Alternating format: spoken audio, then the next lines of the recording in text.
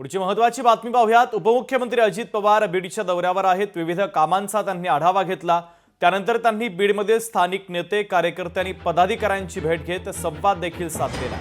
युवा संवाद मेळाव्यातील भाषणात त्यांनी तुफान फटकेबाजी केली। भेटायला येताना स्मृतिचिन्ह वगैरे काहीही आणू नका, प्रेमाने केलेला नमस्कार पुरेसा असल्याचं देखील अजित पवारांनी म्हटलंय। तर कर्मधर्म संयोगानं, आईवडिलांच्या कृपेनं, चुलत्याच्या कृपेनं बरं चाललंय आमचं, असं वक्तव्य अजित पवारांनी केलं। सोबतच आजचे पुढारी पाया पडायच्या लायकीचे नाहीत, ज्यांच्या पाया पडतात त्यांची हिस्ट्री आठवा, असं अजित पवार यांनी म्हणत उपस्थित कार्यकर्त्यांना सल्ला देखील दिला।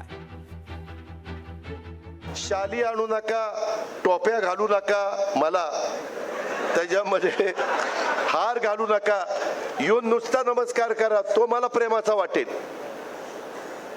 पण भला मोठा हार, जेवढा मोठा हार तेवढी भीती वाटते। यायला काहीतरी कर्मधर्म संयोगाने, आई बापाच्या कृपेने, चुलत्याच्या कृपेने बरंच चांगलं चाललंय आमचं।